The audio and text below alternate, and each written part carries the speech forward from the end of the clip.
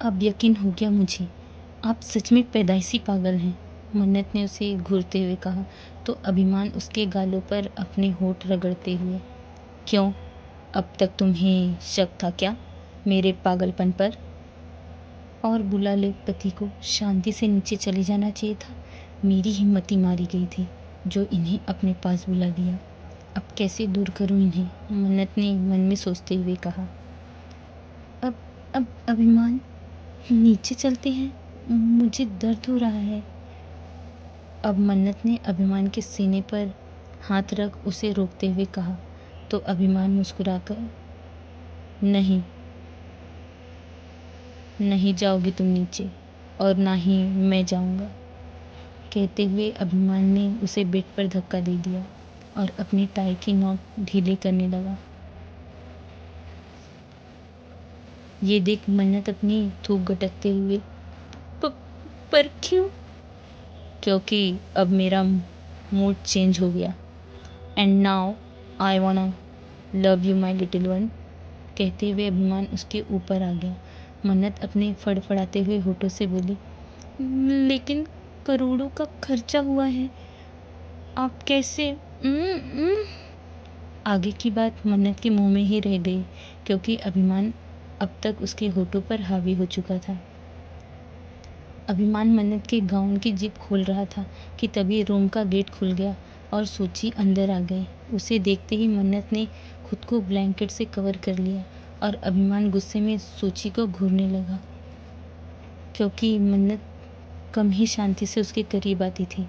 लेकिन आज जब मन्नत उसे मुश्किलों के बाद मिली थी तब सूची ने आकर उनके अच्छे खासे मोमेंट का कबाड़ा कर दिया था।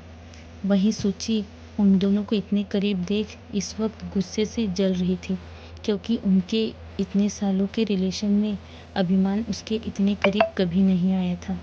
इसलिए उसे मन्नत से बहुत जलन हो रही थी। मन्नत खुद को सही कर उठकर वहाँ से जाने लगती है कि तभी अभिमान उसकी कलाई पकड़ और सर्द आवाज में पूछता है, तुम कहाँ जा रही हो?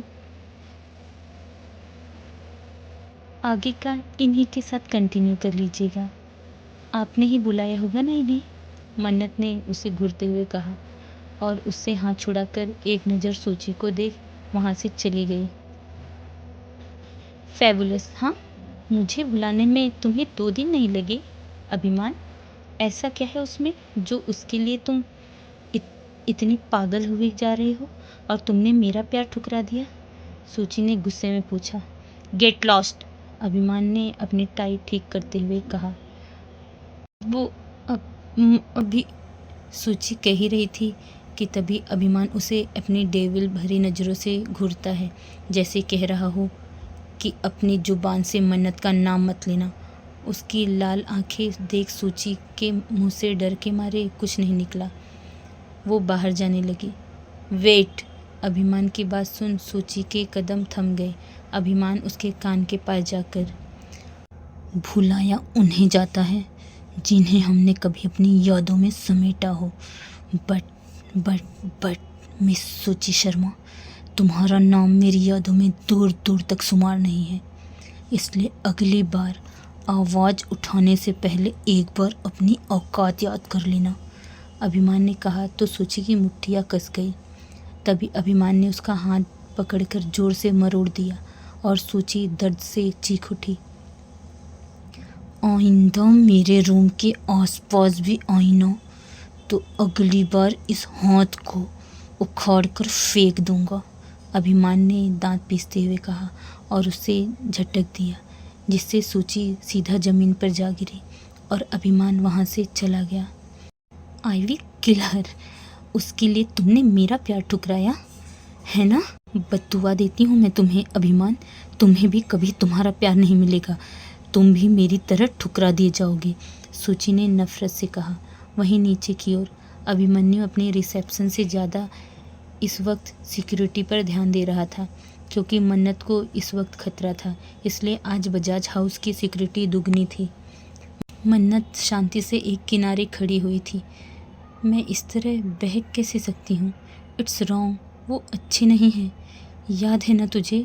He is not a hero, he is a bad villain, मन्नत ये सब बड़बड़ा ही रही थी कि तभी उसकी कमर पर किसी ने अपने हाथ टिका दिए और मन्नत का शरीर कांप सा गया। तुम्हें हीरोज़ पसंद है लिटिल वन? अभिमान ने उसके ऊपर झुककर पूछा। यस, बिकॉज़ वो अच्छे होते हैं और विलन्स बिल्कुल आपकी तरह होते हैं, बहुत बुरे, मन्नत ने कहा तो अभिमान के फेस पर डेविल स्माइल आ गई और उसने अपने कदम उसकी तरफ बढ़ा दिए। उसे अपने नज़दीक आते देख मन्नत अपने कदम पीछे लेने लगी। मेरे करीब मत आइए, मन्नत ने घबराते हुए कहा, लेकिन तब तक वो दीवार से सट चुकी थी। अभिमान उसके दोनों तरफ अपने हाथों को रखता है और उसके चेहरे पर पूरी तरह झुक डेविलिश वॉइस में, let me tell you something about heroes. A hero will sacrifice you for this fucking world, but I have no such compassion. I would burn this world for you. उसकी ये सनक भरी बातें सुन मन्नत के माथे पर पसीना आ गया। कम कहते हुए अभिमान मन्नत का हाथ पकड़ लेता है और उसे सबके सामने सेंटर की तरफ ले जा आता है। सभी की नज़रें मन्नत पर टिक जाती हैं और मीडिया वाले एक साथ हज़ारों फ़ोटोज़ क्लिक करने लगते हैं। मन्नत को इतनी लाइमलाइट की आदत नहीं थी, इसलिए वो नर्वस होकर अभिमान का हाथ कसकर पकड़ लेती है और अभिमान तिरछा मुस्कुराते हुए उसके हाथ पर किस कर लेता है और मीडिया इस मोमेंट की फ़ोटो क्लिक कर लेती है क्योंकि ये फ़ोटो कल के न्यूज़पेपर के फ्रंट पेज पर होने वाली थी।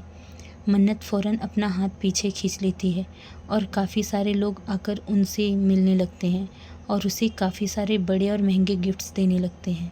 मन्नत को अजीब सा लग रहा था क्योंकि ये एनवायरनमेंट उसके लिए काफ़ी नया था। तभी एक कपल मन्नत को एक बड़ा सा बुके देते हैं जिसमें दुनिया के काफ़ी मशहूर और महंगे फूल चुन चुन कर लगाए गए थे, पर उन्हें देख भी मन्नत के चेहरे पर कोई खुशी नहीं आई क्योंकि उनमें से कुछ फूलों के तो मन्नत नाम तक नहीं जानती थी। उसने बस अपने होठों पर नकली मुस्कुराहट सजा रखी थी। तभी अभिमान उसके आगे एक बुके कर देता है जिसे देख मन्नत की आंखों में चमक आ जाती है क्योंकि ये बुके उसके फ्लावर्स वाइट लोटस का था। आपको कैसे पता? मुझे स्टॉक करते थे आप? मन्नत ने शक करते हुए कहा तो अभिमान की नज़रें उस पर सर्द हो गईं। इतना भी फ्री नहीं हूँ मैं। इंस्टाग्राम नाम की चिड़िया सुनी है? वहीं से पता चला, अभिमान ने उसे घूरते हुए कहा तो मन्नत को याद आया कि उसने इंस्टा पर वाइट लोटस के साथ फ़ोटोज़ पोस्ट की थी और मेंशन भी किया था कि ये उसके फेवरेट फ्लावर्स हैं। मन्नत ने ज़्यादा न सोचते हुए उन फूलों को ले लिया और उन्हें निहारने लगी। तभी वहाँ पर अचानक से अंधेरा हो गया। ये देख वो थोड़ा घबरा गई और डर गई।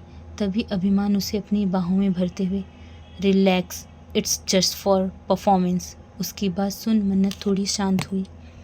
काफ़ी सारे डांसर स्टेज पर आ गई। उन सब ने वाइट क्रॉप टॉप और वाइट लॉन्ग स्कर्ट पहनी हुई थी। उन सभी के हाथ में गन थी। ये देख मन्नत की आंखें बड़ी हो गई। म्यूजिक स्टार्ट होता है और सभी डांस एक साथ एक अदा के साथ डांस करने लगते हैं और अपने पैरों को थिरकाते हुए आगे बढ़ने लगते हैं। राम चाहे लीला चाहे राम, इन दोनों के लव में दुनिया का क्या काम। तभी वो डांसर्स उस गन को बिल्कुल अपने चेहरे के पास लाकर आगे गाती हैं। इनका तो फंडा है सिंबल सा यार, गोली मारो तो पंगा, आँख मारो तो प्यार। राम चाहे लीला चाहे राम, इन दोनों के लव में दुनिया का क्या काम। तभी उनमें से एक मेन डांसर अपनी गन का ट्रिगर हल्का सा खींचते हुए अपना हाथ ऊपर कर लेती है और कमर मटकाते हुए, रख पॉकेट में घोड़ा दे घोड़े के लगाम, राम चाहे लीला चाहे राम। तभी वो डांसर वहाँ लगी बड़ी बड़ी बॉल्स पर शूट करती है और मन्नत पर फूल गिरने शुरू हो जाते हैं। साथ ही बाकी के डांसर्स भी फायर करती हैं तो आसमान में काफ़ी सुंदर फायरवर्क्स होने लगता है। पर यह सब मन्नत को सुंदर नहीं डरावना लग रहा था। गोलियों की आवाज़ उसके कानों में चुभ रही थी। घनन घनन हो मेघ जो बरसे, लीला ना शीर नगर नेतर से, चुड़लो नथनी पतलो कंदोरो। तभी मन्नत अभिमान से अपना हाथ छुड़ाकर दूसरी तरफ जाने लगती है और अभिमान दिव्या को इशारा करता है और दिव्या मन्नत के पीछे चली जाती है और उसकी पीठ रब करते हुए उसे पानी पिलाती है। मन्नत इन सब से सच में बहुत घबरा गई थी। भला ये कैसा रिसेप्शन हुआ जहाँ गोलियाँ चल रही हों और सभी लोग इतने आराम से खड़े देख रहे हैं, जैसे ये तो उनके लिए रोज का सीन हो। अब मन्नत को कौन समझाए कि उसका पति कोई मामूली इंसान नहीं था, बल्कि एक माफिया भी था, जिसके लिए उसके दिन की शुरुआत ही गोलियों से होती थी। शोभे रानी रंग जी गोरे, प्रेम पंखड़िया छेने रामलीला, वान तोड़े चढ़िया चिया, रामलीला रामलीला। तभी दिव्या मुस्कुराते हुए दूसरी तरफ चली जाती है और मन्नत वापस जाने लगती है, पर वो इस बात से अनजान थी कि कोई दूर से ही उसके ऊपर निशाना साधे बैठा है। लगे सारे दुश्मन दिखे, सब में चोर चोर, तेरी बालकनी में बैठा एक मोर। मोरों की है मिस्टेक, रामलीला बदनाम, मारा राम ए मारा राम। वो आदमी ट्रिगर दबाने ही वाला था, लेकिन मन्नत नीचे झुककर अपनी सैंडल का हुक बंद करने लगती है। ये देख वो आदमी फ्रस्ट्रेशन से अपनी आंखें बंद कर लेता है। बुलेट भी एक और एक ही है जान जान, बुलेट भी एक और एक ही है जान। मन्नत अपनी सैंडल ठीक से बंद कर वापस उठती है। अब उस आदमी ने वापस अपना निशाना साध लिया और मन्नत आगे बढ़ने लगी। हर बुलेट पे लिखा मरने वाले का नाम, गोली को गोली दे दे ये तो करे ये ऐसा काम। राम लीला, राम चाहे लीला चाहे राम, इन दोनों के लव में दुनिया का क्या काम। तभी अचानक वहाँ पर एक गन शॉट की जोर की आवाज़ आती है। अभिमान!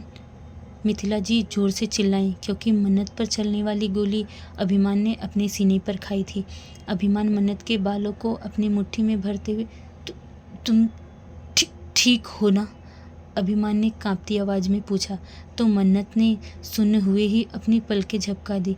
अगले ही पल अभिमान जमीन पर गिर गया और साथ ही उसके हाथों में फंसे मन्नत के बाल पूरे खुलकर उसकी कमर पर बिखर गए। अभिमान, आंखें खोलो बेटा, माँ इसे देखो ना, देखिए ना इसे क्या हो गया, आंखें नहीं खोल रहा। मिथिला जी ने रोते हुए उसके पास बैठकर कहा। सभी लोग उसके पास आ गए थे।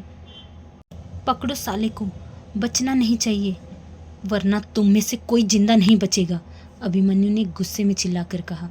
वही मन्नत घुटनों के बल बैठ गई और उसने हल्के से अभिमान के गालों पर हाथ रखा। तो अभिमान ने हल्के से अपनी आंखें खोल दी। ये देख मन्नत की आंखों से एक कतरा आंसू का बह गया। तभी अभिमान अपना कांपता हुआ हाथ उठाता है और उसे मन्नत के गालों के पास ले जाकर उसके आंसुओं को पोंछ देता है और इसी के साथ उसका हाथ ज़मीन पर गिर जाता है और उसकी आंखें एक बार फिर बंद हो जाती हैं। ये देख मन्नत घबराकर अभिमान, और दूसरी तरफ जन्नत जोर से चिल्लाती, जीजू। मन्नत घबराते हुए, कोई प्लीज़ इन्हें हॉस्पिटल लेकर चलो, बहुत खून बह रहा है, कहते हुए मन्नत रोने लगी। अभिमन्यु और मन्नत ने संभालकर अभिमान को गाड़ी में बिठाया और उसे हॉस्पिटल ले गए। थोड़ी देर बाद अभिमान हॉस्पिटल बेड पर लेटा हुआ था और बाकी सब बाहर आंखों में आंसू लिए खड़े थे। मन्नत और मिथिला जी ग्लास विंडो से टिककर बस अभिमान को ही देख रही थी। सुना था शादी के बाद घर में बहू आती है और अपने शुभ कदमों से घर को खुशियों से भर देती है, लेकिन यहाँ तो शादी के दूसरे दिन ही मेरा बच्चा मौत के मुंह में पहुँच गया। अगर उसे कुछ हुआ ना तो मैं किसी को नहीं छोड़ूंगी, गंगा जी ने गुस्से में कहा। लेकिन मन्नत पर तो मानो कोई असर ही ना हो रहा था। उसका सारा ध्यान तो बस अभिमान पर था। उससे बार बार अभिमान का उसे बचाना याद आ रहा था। यहाँ तक कि अपने खुद के जिस्म पर गोली खाने के बावजूद भी उसने उफ तक नहीं की, बल्कि मन्नत से उसका हाल लिया। जाते जाते उसने मन्नत की आंखों से आंसू नहीं गिरने दिए। हमारा अभिमान वहाँ बेहोश लेटा हुआ है और आप यहाँ ये सब क्या बोल रही हो माँ? भला अभिमान को गोली लगने से मन्नत का क्या कसूर? मिथिला जी ने कहा। इसी की गलती है, और अभी भी देखो इस निर्लज्ज को पति वहाँ जिंदगी और मौत के बीच फंसा हुआ है, लेकिन इसकी आंखों से एक बूंद आंसू ना गिर रहा है। और ले आओ अपनी मर्जी की बहू, खा गई ना मेरे बच्चे को। गंगा जी ने रोते हुए कहा। तो क्यों रोएगी वो? मेरे एमएम को कुछ भी नहीं हुआ है, वो बिल्कुल ठीक हैं। और अपनी ज़बान को लगाम दीजिए नानी, अपनी मामी के खिलाफ मैं एक शब्द भी नहीं सुनूंगा। वो ऑलरेडी स्ट्रेस में है इस वक्त। अगर उन्हें संभाल नहीं सकती तो प्लीज़ कम से कम उनकी मुश्किलों को तो मत बढ़ाइए, अभिमन्यु ने गुस्से में कहा। पता नहीं कौन सा काला जादू किया है इसने सब पर, जो देखो आजकल इसी की बोली बोलता है, गंगा जी ने मन्नत को घूरते हुए कहा। तभी डॉक्टर ओटी से बाहर आते हैं। कैसे हैं वो अब? मन्नत ने फौरन पूछा तो डॉक्टर अपना सिर झुकाकर अपने ग्लव्स उतारते हुए, गोली तो हमने निकाल दी है, लेकिन गोली ठीक दिल के थोड़ा ऊपर लगी है, जिसकी वजह से उनकी कुछ नर्व डैमेज हो गई है, और तो और बहुत ब्लीडिंग भी हो चुकी है। I don't. डॉक्टर अपनी बात पूरी कर पाता उससे पहले अभिमन्यु ने उनके सर पर अपनी गन रख दी और गुस्से में कांपते हुए बोला, कुछ ऐसा मत बोलना जो मैं सुनना नहीं चाहता, otherwise you can't even imagine what will I do to you. उसकी बात सुन डॉक्टर डरते हुए अपने कदम पीछे लेते हुए, पर मिस्टर बजाज, यही सच है, मिस्टर रंधावा की हालत इस वक्त हद से ज़्यादा क्रिटिकल है, उनका बचना काफ़ी मुश्किल है। उनकी बात सुन मन्नत की आंखें गीली हो गई। वही अभिमन्यु गुस्से में ट्रिगर दबाने ही जा रहा था, लेकिन तब भी मिथिला जी उसके कंधे पर रोते हुए सर रख लेती हैं। मेरा अभिमान ठीक तो हो जाएगा ना, ये कैसे हो गया? तभी अभिमन्यु उन्हें अपने गले लगा लेता है। माँ, आप प्लीज़ संभालिए खुद को। अगर एमएम को पता चल गया ना कि उनके पीछे आपने अपनी रो रो कर अपनी हेल्थ ख़राब कर ली, तो आपको पता है ना वो कितना गुस्सा करेंगे। अभिमन्यु सबको संभाल रहा था, लेकिन उसे खुद भी अंदर से बहुत डर लग रहा था। वही मन्नत बिना कुछ सोचे सीधा ओटी के अंदर चली जाती है और अभिमान के पास जाकर बैठ जाती है और धीरे धीरे उसके बालों को सहलाने लगती है। कि कैसा हाल है मेरे दिल का, मोहब्बत मैं आपसे कर नहीं सकती और नफ़रत में चाहकर भी आपसे कर नहीं पा रही, कहते हुए मन्नत सिसक उठी और उसने अभिमान के हाथ को अपने गालों से लगा लिया। तभी डॉक्टर अंदर आ गया। मैडम, आप अंदर क्या कर रही हैं? पेशेंट के पास इस वक्त कोई भी नहीं रुक सकता, आप प्लीज़ बाहर जाइए और अपने परिवार को लेकर घर जाइए, क्योंकि पेशेंट के पास सिर्फ कोई एक ही रुक सकता है। तभी मन्नत गुस्से में उठकर चिल्लाते हुए, नहीं जाऊंगी, मैं कहीं नहीं जाऊंगी। देखिए मैडम, ये रूल्स के खिलाफ है, मजबूरन हमें सिक्योरिटी को बुलाना पड़ेगा, डॉक्टर ने सर्द आवाज़ में कहा। तो इस बार मन्नत झल्लाते हुए, सिक्योरिटी को बुलाइए चाहे आर्मी को, मैं हिलूंगी भी नहीं, कोई ऐरी गैरी नहीं हूँ, बीवी हूँ मैं इनकी, और मैं भी देखती हूँ कौन मुझे मेरे पति से जुदा करता है। बीबी सुन अब डॉक्टर कुछ नहीं बोले। उन्हें लगा था कि मन्नत पेशेंट की कोई रिश्तेदार होगी, लेकिन ऐसा कुछ उन्होंने सोचा भी नहीं था। तभी अभिमन्यु अंदर आते हुए, जब तक एमएम को होश नहीं आ जाता हम भी कहीं नहीं जाएंगे, उम्मीद करता हूँ आपको कोई प्रॉब्लम नहीं होगी। और फिर डॉक्टर को गहरी नज़रों से घूरते हुए, डॉक्टर साहब। बिल्कुल नहीं, बिल्कुल बिल्कुल, जब तक मन हो रुके, आप ही का तो हॉस्पिटल है, भला हम कैसे रोक सकते हैं आपको। कहते हुए डॉक्टर फ़ौरन वहाँ से निकल जाता है, क्योंकि अगर वो थोड़ी देर और वहाँ रुकता तो अभिमन्यु पक्का उसे मार देता। क्या लगता है आप लोगों को, अभिमान बच पाएगा या नहीं? क्या अभिमान और मन्नत का प्यार अधूरा रह जाएगा? जानने के लिए अगले चैप्टर का वेट कर लीजिए। और हाँ, जो नए हैं मेरे चैनल पे वो सब्सक्राइब कर दीजिए और बेल आइकन भी दबा दीजिएगा ताकि आपको अपडेट मिलते रहे। तो चलती हूँ, गुड नाइट, बाय बाय।